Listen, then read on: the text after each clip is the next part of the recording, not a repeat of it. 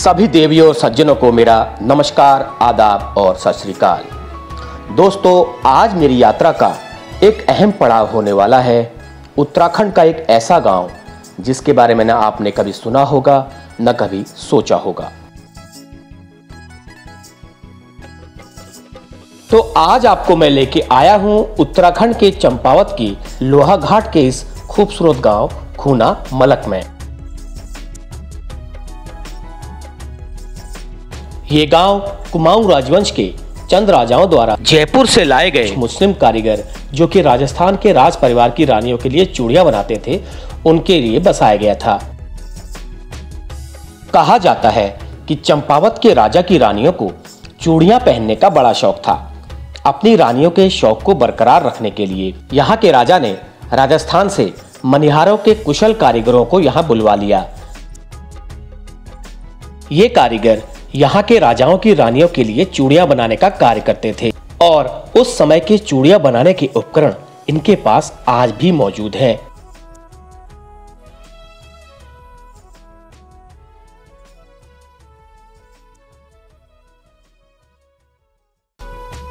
तो इस वक्त मैं खड़ा हूँ टनकपुर चंपावत पिथौरागढ़ नेशनल हाईवे पर, जो कि ऑल वेदर रोड के नाम से जानी जाती है। तो इसी रोड पर खूना बोरा करके गांव है। तो यहाँ पे ये जो ग्राम सभा है ये खूना के नाम से जानी जाती है। ये देखिए, आपको सामने दिख रहा होगा ये गांव। तो अभी मैं इस गांव में नीचे उतरूंगा और वहाँ पे लोगों को ढूंढने की कोशिश करूँगा। ये देखिए, आपको सामने दिख रहा है करीब, अगर गिनती में करूँ तो मुझे 6 से 7 घर वहाँ पर सामने मुझे दिखाई दे रहे हैं और इसके पीछे भी कुछ घर हो सकते हैं। और ये देखिए, इस कम्युनिटी की एक मस्जिद भी हमने आपको नज़र आ रही होगी। तो ये काफ़ी पुराना है। ये करीब जिस वक्त यहाँ पे चंद राजाओं का शासन था, तो तब से ये लोग यहाँ पर बसे हुए हैं। तो बताया जाता है कि ये लोग चंद राजाओं की जो रानियाँ थीं उनको चूड़ियाँ पहनाने के लिए जयपुर से लाए गए थे। तो जयपुर से लाए गए थे, तो इनकी सेवा से, तो इनके काम से खुश होकर राजाओं ने इनको ये गाँव इनाम स्वरूप भेंट दे दिया था। तो तब से ये लोग यहीं पर हैं। लेकिन इसके हालांकि पलायन का जो एक टच है वो यहाँ भी आपको नज़र आता है, क्योंकि लगभग सारे जितने भी घर खाली हैं, बस 1 या 2 घर में ही मुझे कुछ कपड़े वपड़े सूखते हुए नज़र आ रहे हैं, कुछ गाय जानवर कुछ नज़र आ रहे हैं। इसका मतलब है 1 या 2 घर ही आबाद है, बाकी सब लोग यहाँ से जा चुके हैं। तो मैं नीचे जा कर के जानने की कोशिश करूँगा कि यहाँ पर गाँव में लोगों की क्या स्थिति है और कब से लोग यहाँ पर हैं और कितने लोग यहाँ पर अभी फ़िलहाल हैं। तो गांव में उतरना मैंने शुरू कर दिया है। हालांकि मैं जानता यहाँ पे किसी को नहीं हूँ, लेकिन एक अपने अंदाज से मैं गांव में उतरने की कोशिश कर रहा हूँ। अगर जो भी मुझे पहला व्यक्ति मिलेगा तो उससे मैं अगर बताने का इच्छुक होगा, अगर वो सहज होगा मेरे सामने या कैमरे के सामने सहज होगा बताने में, तो उससे मैं ज़रूर पूछूंगा। अगर कोई नहीं मिलेगा तो फिर कोई बात नहीं, फिर अगली बार मैं यहाँ पे आऊँगा। फिलहाल दरवाजे तो मुझे खुले हुए नज़र आ रहे हैं। ये देखिए, घर का आप स्ट्रक्चर देख सकते हैं, बिल्कुल हमारे कुमाऊनी शैली के जो घर बने हुए हैं। देखिए, बिल्कुल दरवाजे भी ऐसी हैं और मिट्टी की लिपाई भी ऐसी है। और छत में जो छत है पाथरों वाली छत यहाँ पर नज़र आ रही है। देखिए, खेती बाड़ी भी गेहूँ खेत पे बो रखे हैं। कोई दूर से देख के कह नहीं सकता कि ये दूसरी कम्युनिटी का कोई गाँव भी हो सकता है। ये देखिए, मैं पहुँचा हूँ अभी पहले घर के फ्रंट में। देखिए, मैं पहुंच गया हूं अभी पहले जो मकान के फ्रंट में पहुंचा हूं। अभी मकान की हालत देख के तो लग रहा है कि काफ़ी पुराने स्ट्रक्चर का ये मकान है और बनावट की शैली जो है वो हमारे कुमाऊं के पारंपरिक जो घर होते हैं उनसे मिलती जुलती तो है, लेकिन सेम नहीं है। कुछ मिलती जुलती मुझे अलग नज़र आ रही है। ये मेरा अंदाज़ा है इन मकानों में, अगर मैं गलत नहीं हूँ तो मुझे जौनसार भाबर साइड की जो वहाँ का जो मकानों का जो स्ट्रक्चर है मुझे वहाँ की याद दिला रहा है। इस तरह के मकान है। बाकी तो मुझे कोई मिलेगा तो मैं पूछूंगा। अभी तो फ़िलहाल मुझे कोई नज़र नहीं आया है। कोशिश करता हूँ अगले मकान में जाने की, अगर कोई मिल जाए तो।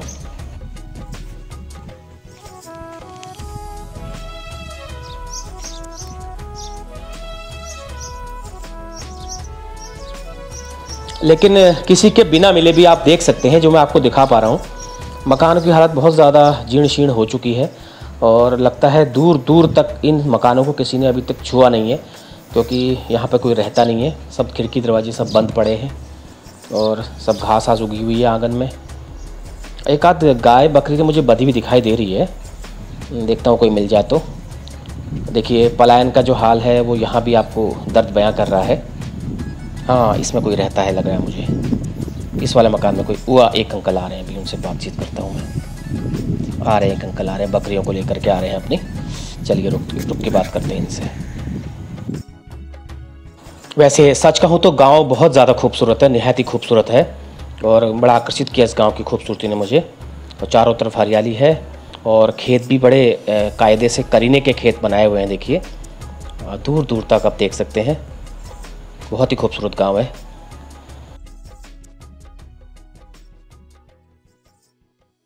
जब ये मुगल शासन था, मुगल शासन, उस टाइम के जो है कि हम लोग यहाँ आए हुए गिरीश चंद्र जोशी जो थे हमारे ये राजा थे उस टाइम के, जिनका किला ये चंपावत में है।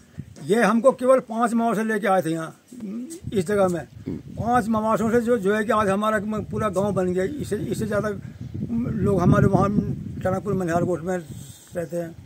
और क्या कहते हैं, अब यहाँ तो मतलब यहाँ रोजगार की समस्या है, आदमी को, हर आदमी को रोजगार चाहिए। रोजगार नहीं होगा तो यहाँ आदमी क्या करें, गर्मियों में आते हैं 3-4 महीने के लिए, फिर चले जाते हैं।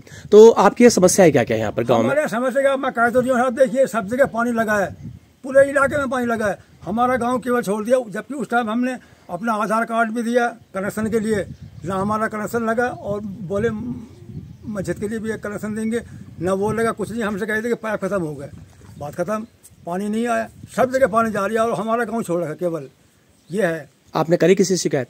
हमने जो मतलब ये नल फिट करते हैं, मतलब जिनका ठेका था ये, इनसे हमने कहा, बोले पाइप खत्म हो गया, हमने मंगाओ फिर। तो अभी पानी कैसे करते हैं? अपना पानी अपना हमने पाइपलाइन वहाँ से लगा के टुल्लू पंप से हम जो पानी भरते हैं। अच्छा, टुल्लू पंप से पानी भरते हैं। तो सर ये आप एक ही परिवार रहते हैं यहाँ पर या और भी लोग रहते हैं? 2-3 परिवार है, वो ईद करने के लिए गए, एक हम ही लोग रुके हैं। अच्छा, और आप अभी आप क्या रोजगार करते हैं, आप क्या काम करते हैं? बस कुछ नहीं है, बस ये जानवर पाल लेते हैं, खेती किसानी करते हैं, दूध में डेयरी में दूध लगा रखा है, और क्या डर है, कुछ भी नहीं। आपके जो मूल पूर्वज थे वो उनको चंद राजाओं को चूड़ियां पहनाने का काम करते थे, तो उन्होंने इनाम स्वरूप आपको ये गांव जगह दी? हाँ, केवल ताम पत्थर वाले हमारे गांव में केवल हमारे राष्ट्रीय गांव 2 है, केवल एक खूना मलक और एक में राजपुर गांव। ये 2 है हमारे इस इलाके में, और सब ये कच्चे गांव है। किसी ने कुछ नाम रख दिया, किसी ने कुछ। अब ये हमारे ये बोरे लोग हैं, ये अब इन्हें ग्राम सभा खूना मलक के खूना बोरा कर दी, क्योंकि अब यहाँ पब्लिक नहीं है। बहुत अच्छी तरह से रहते हैं हम लोग। कैसा है आसपास गांव का माहौल? बहुत अच्छा है। आप लोगों का किसी के लिए तो सभी अच्छा, आना जाना, लोगों के वहाँ आना जाना सब अच्छा है। हाँ, लोग आते भी हैं, जाते भी आते भी हैं, बहुत अच्छा। और जैसे कोई दुख सुख हो तो इसमें साथ देते हैं, साथ देते हैं, हम भी देते हैं, वो भी देते हैं। आप लोग तो हमारे पुराने इतिहास से जुड़े हुए लोग हो। अब हम तो यहाँ, हाँ, हम बहुत चंद्र राजा के समय से है यहाँ पे।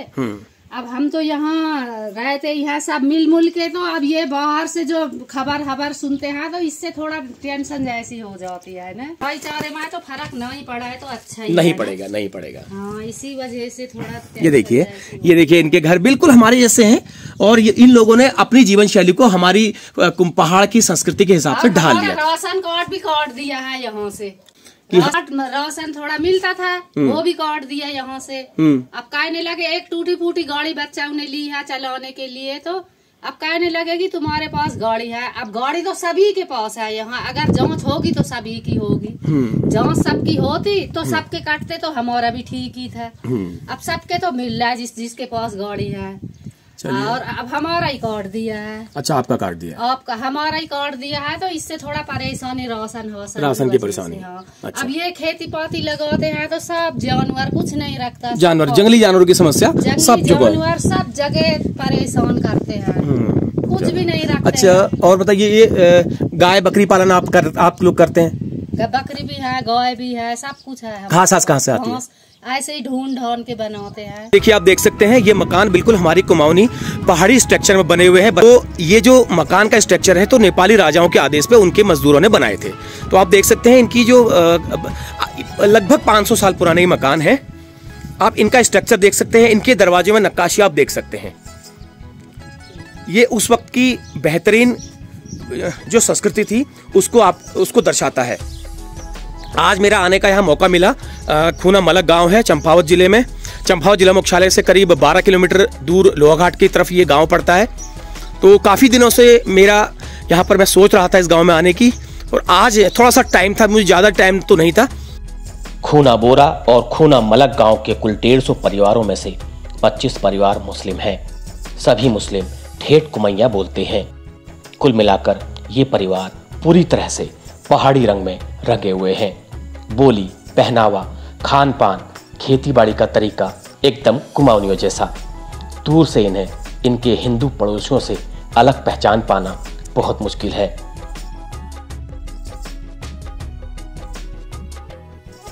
और खान का हेलो है आज ही ना पाक रहे हो? भात के पकोड़ा, भट्टे चुनकर पकोड़ा, झोई पकाला, भट्टे चुनकर पकोड़ा। अरे वाह, कितना अच्छा लग रहा है पहाड़ी बोलते हुए। अरे वाह, क्या बात है। हम सब पहाड़ी आपस में जितने भी हम सब पहाड़ी में बात करते हैं। बहुत सुंदर, बहुत खूबसूरत। अच्छा अच्छा, हमारे नाम है हमारी बाढ़ से देसी बाढ़ हमारी। अरे वाह, खेत पात क्या कर रखी बे?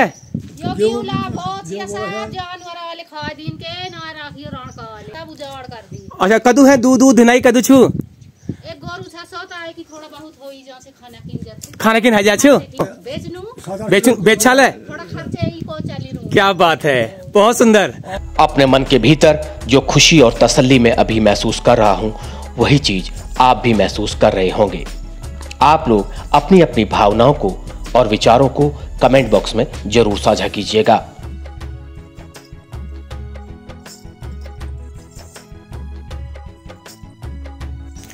तो जो एक दो परिवार, इक्का दुक्का परिवार यहाँ पे रह रहे हैं, वो बकरी पालन, गाय पालन, ये सब करके अपनी आजीविका चला रहे हैं। ये देखिए, हमारे प्लेन्स की तरह घास काटने वाली कुट्टी भी रखी है, कुट्टी मशीन। इसको हाथ से चलाया जाता है। मैं आपको दिखाता हूँ चला के। इसको इस तरह से चलाया जाता है हाथ से। देखिए, ये इसमें घास डाली जाती है। ये पहाड़ों में भी बहुत कम आपको देखने को मिलेगी, क्योंकि पहाड़ों में ज़्यादातर कुट्टी का प्रचलन नहीं है। लेकिन इन्होंने क्योंकि इनके पास जानवर शायद ज़्यादा हैं, तो इसमें घास को यहाँ से लगाया जाता है और उसके बाद घास को बारीक करके इनको खिलाया जाता है। इससे क्या होता है, घास की बर्बादी नहीं होती है और जानवरों का पेट भी भर जाता है, घास की बर्बादी भी नहीं होती है। बाकी सर, खेती पाती क्या हो जाती है अनाज में?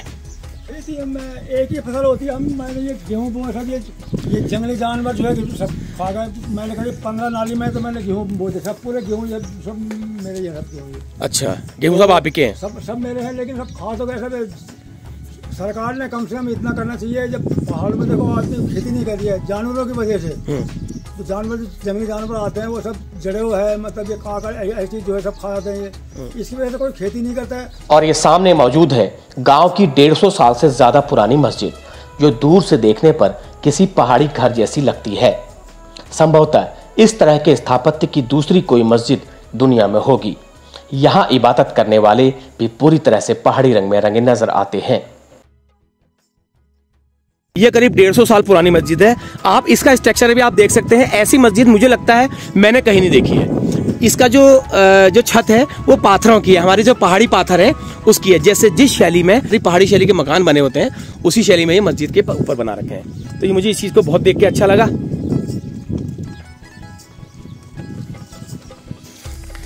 क्या हो, ये देखिए सामने जो घर दिख रहे हैं, ये भी खाली है, इनमें कोई रहता नहीं है। ये भी पलायन की मार से ही प्रभावित है ये घर भी।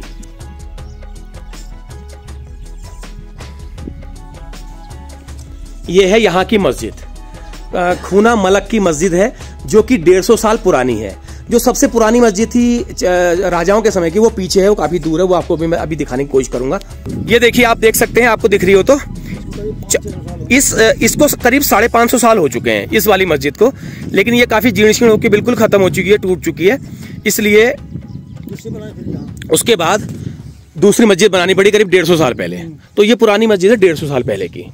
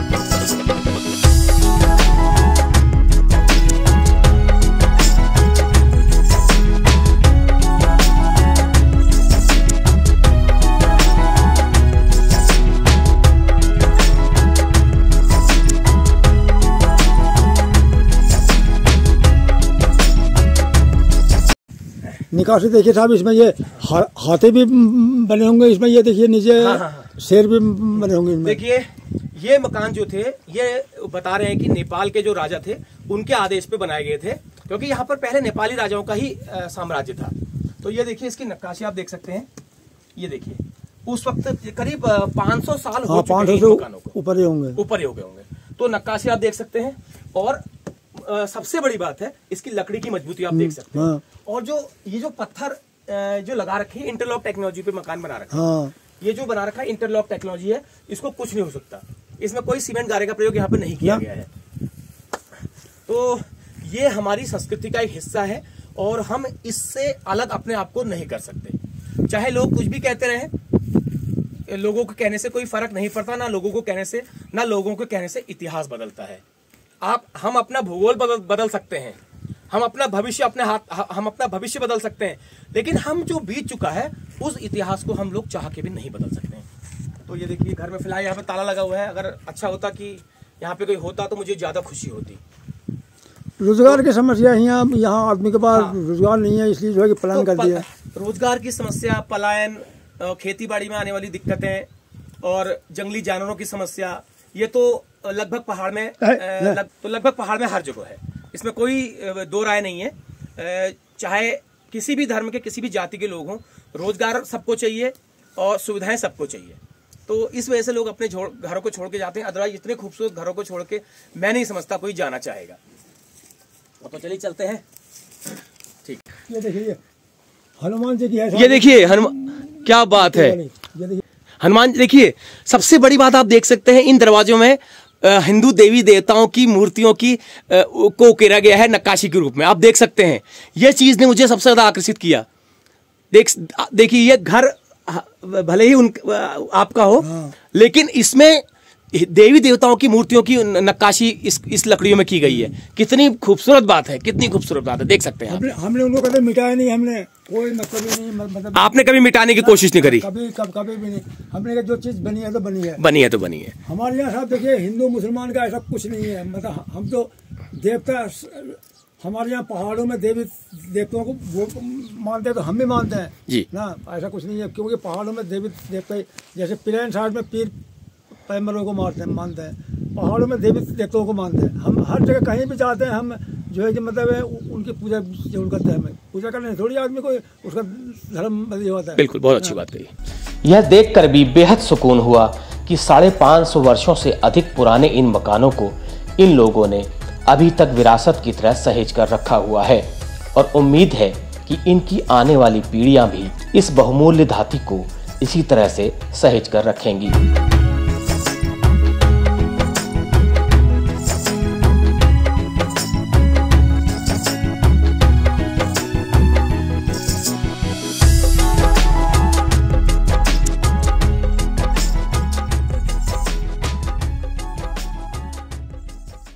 अब यहाँ मतलब हम बचपन से रहते हैं, मतलब हम तो प्यार मोहब्बत से रहते हैं। अभी तक मतलब कोई ऐसा कुछ नहीं है। ये तो चंद राजा के ज़माने में उस समय ये चूड़ी बनाने के लिए राजा ने रखे थे और इनको जमीन दी है, तो ऐसा कोई मतलब वो नहीं है। मतलब हम आपस में प्रेम भाव से रहते हैं। आप लोग पहले से ही रहते थे? आप पहले से रहते थे। आप लोग पहले से रहते थे, उसके बाद चंद राजाओं ने चूड़ियां बनाने वाले जो लोगों को कहीं बाहर से लाए थे जयपुर से, उसके बाद इस गांव में बसाया था। अच्छा, लेकिन सब बाहर टनकपुर में रहते हैं, सब बाहर चले गए। हाँ, अच्छा जी। मतलब ये बरसात में आते हैं, अब आ जाएंगे कुछ मतलब 1 महीने बाद। मतलब आपस में प्यार मोहब्बत से रहते हैं। ऐसी कोई मतलब इनके सुख में हम जाते हैं और हमारे सुख में ये आते हैं। ऐसी कोई समस्या नहीं है, ऐसी कोई समस्या किसी तरह की सामाजिक समस्या नहीं। नहीं, शादी ब्याहों में भी आप लोग बुलाते हैं? हाँ, बुलाते हैं। इनके वहाँ भी जाते हैं? हाँ, ये भी बुलाते हैं। हाँ। इनके पूर्वजों के चूड़ी बनाने के औजार आज भी इन्होंने सहेज कर रखे हुए हैं। इस लिहाज से हमारे इतिहास का हिस्सा संभालने में इन लोगों का योगदान सराहनीय है। आज से करीब 500-550 साल पहले आए थे हम लोग यहाँ। तब से जो है कि हमारे पूर्वज जो है कि चूल्हे काम करते थे। हम लोग जात के मनिहार ठहरे, पिसाई करने वाले, मतलब ये पत्थर रखे हैं ये, क्योंकि हमारी ये बुजुर्गों के वो है ये निशान के तौर के, मतलब एक पेशे जो हम लोगों का पेशा था पहले चूड़ी बनाने का, पहनाने का। और क्या कहते हैं, ये चीज़ हमने संभाल के रखी है अभी तक। ये इससे जो है कांच की पिसाई होती थी, चूने की मतलब है ढाल देने के लिए, मतलब इसमें क्या कहते हैं मैं इस्तेमाल होती थी ये औजार। गांव में ही पहाड़ की लोक देवता का थान मौजूद है, जिसे ग्राम रक्षक देवता के रूप में पूजा जाता है। इस थान का यहाँ पर होना एक सांप्रदायिक सौहार्द का जीता जागता प्रतीक भी है।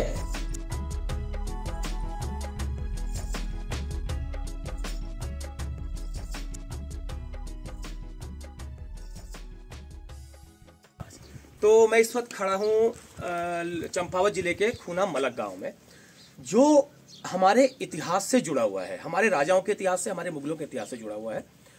इसमें क्या है, चंद राजाओं की रानियों को बता रहे हैं रोज चूड़ियां पहनने का शौक था। राजस्थान के जयपुर के पास एक पालनपुर गांव पड़ता है, तो वहां से 5 लोगों को लेकर चंद राजा यहाँ आए थे, ताकि उनकी रानियों का रोज रोज का जो चूड़ियां पहनने का शौक है वो पूरा हो सके। उसके बाद खुश होकर के इनाम स्वरूप चंद राजाओं ने खुश होकर इनाम स्वरूप अच्छा खासा गांव इनको रहने के लिए दे दिया था। लेकिन आज थोड़ा सा पलायन की समस्या जो वो तो हर जगह ही है, चाहे आप कितने भी ठंडे इलाके में रहें या चाहे कितने भी गर्म इलाके में रहें, तो यही समस्या ये भी बता रहे हैं। लगभग 7-8 परिवार यहाँ पर रहते हैं, लेकिन वो सब टनकपुर रहते हैं मनिहार गोठ में। तो मनिहार का मतलब होता है चूड़ी, मनिहार का मतलब होता है चूड़ी पहनाने वाले, उनको मनिहार कहा जाता है। आपने सुना होगा, किसी ने सुना नहीं तो मैं बता देता हूँ। मनिहार का मतलब होता है चूड़ी। कभी कभी फिल्मी गानों में भी मनिहार का जिक्र किया गया है। तो वो लोग रहते हैं, गर्मियों में छुट्टी में आ जाते हैं, अपने बच्चों की छुट्टियों में गर्मियों में 2-3 महीने काटने के लिए, उसके बाद फिर चले जाते हैं। तो मुझे बहुत खुशी हुई, मुझे बहुत अच्छा लगा इस गांव में मुझे आज आने का मौका मिला। काफी समय से मैं सोच रहा था इस गांव में आने का, इस गांव में आकर के इस गांव में जो रह रहे हैं लोग, उनसे मिलकर उनकी समस्याओं को थोड़ा सा जानने का और उनकी जीवन शैली कैसी है ये जानने की मेरी शुरू से ही उत्सुकता थी। तो मैं आज आया हूँ, अंकल मिले मुझे, लतीफ हुसैन जी मुझे मिले, उन्होंने मुझे बताया, अपना दुख बताया, अपना दर्द बताया और ये बताया कि किस तरह से आज कुछ राजनीतिक लोगों द्वारा एक खाई सी पैदा कर दी गई है हमारे समाज में, जो कि कहीं से कहीं तक उचित नहीं है। ये 500 साल पुराना ये उनका आशियाना है, उनके पुरखे पूर्वजों ने यहाँ पर इस चीज को देखा है, लड़ाइयाँ लड़ी हैं, अपना योगदान दिया है, अपनी कुर्बानियां दी हैं। तो यहाँ पर उन्होंने, वो चाहते तो यहाँ से जयपुर भी जा सकते थे, यहाँ से कहीं और भी जा सकते थे, लेकिन उन्होंने हम पहाड़ियों के बीच में रह करके एक मिसाल कायम करने की भी कोशिश की। तो इस चीज को हमको नहीं नकारना चाहिए। तो बहुत बहुत धन्यवाद आपका मुझे ये जानकारी देने के लिए और मेरे को अपना कीमती समय देने के लिए लतीफ हुसैन जी।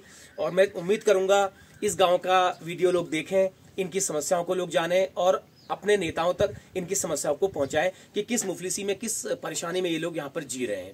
हालांकि समाज की कोई दिक्कत नहीं है, आस पड़ोस की कोई दिक्कत नहीं है, सब प्रेम से रहते हैं, लेकिन थोड़ा सा कुछ लोगों द्वारा जैसे टेढ़ी नजर से इनको देखा जा रहा है वो ठीक नहीं है। तो उसके लिए मैं उन लोगों से भी हाथ जोड़ के विनती करूंगा कि कृपया समाज में हम लोग साथ रहें, भाईचारे से रहें और देश को आगे बढ़ाने में अपना योगदान दें। धन्यवाद।